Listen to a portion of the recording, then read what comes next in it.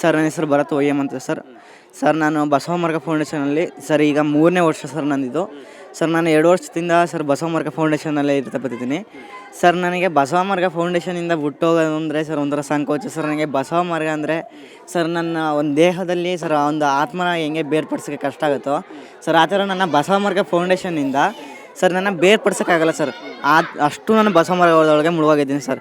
ಇವತ್ತು ಶ್ರೀಯುತ ಬಸವ ಮಾರ್ಗ ಫೌಂಡೇಶನ್ ಸಂಸ್ಥಾಪಕರಾದಂಥ ಶ್ರೀಯುತ S ಬಸವರಾಜ್ ಸರ್ ಅವರು ಸರ್ ಸಮ್ಮರ್ ಕ್ಯಾಂಪ್ ಆಯೋಜನೆ ಮಾಡಿ ಸರ್ ಆ ಸಮ್ಮರ್ ಕ್ಯಾಂಪ್ನಲ್ಲಿ ಸರ್ ವಿವಿಧ ಕಾರ್ಯಕ್ರಮಗಳನ್ನ ಸರ್ ವಿದ್ಯಾರ್ಥಿಗಳಿಗೋಸ್ಕರ ಮಾಡ್ತಾ ಬರ್ತಿದೆ ಸರ್.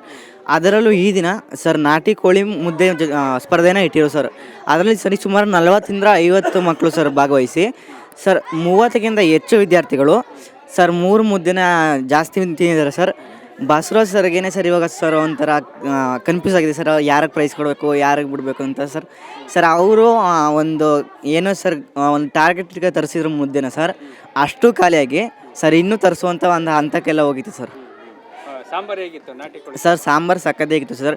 ಸರ್ ಈ ಥರ ಸಾಂಬಾರು ಮುದ್ದೆ ಸರ್ ಈ ಥರ ಎಲ್ಲ ತಿನ್ನಬೇಕು ಅಂದರೆ ಸರ್ ಪೂರ್ವಜನ್ಮದ ಪುಣ್ಯ ಮಾಡಿರಬೇಕು ಸರ್. ಯಾವುದೇ 5 ಸ್ಟಾರಲ್ಲೂ ಸರ್ ಈ ಥರ ಫೆಸಿಲಿಟಿ ಸಿಗೋಲ್ಲ ಸರ್. ಇಲ್ಲಿ ನಡೆದಂಥ ಒಂದು ಕಾರ್ಯಕ್ರಮ ಸರ್ ಏನೋ ಒಂದು ಕಾಂಪಿಟೇಷನ್ ಇತ್ತು ಸರ್. ಅದನ್ನು ಕಾಂಪಿಟೇಷನ್ ಅನ್ನೋದಕ್ಕಿಂತ ಸರ್ ಒಂದು ಕುಟುಂಬದವರೆಲ್ಲ ಸೇರಿ ಸರ್ ಒಂದು ಹಬ್ಬವನ್ನು ಆಚರಣೆ ಮಾಡಿದಾಗ ಯಾವ ಥರ ಇರ್ತಾರೋ ಸರ್ ಆ ಥರ ಇತ್ತು ಸರ್ ಇದು.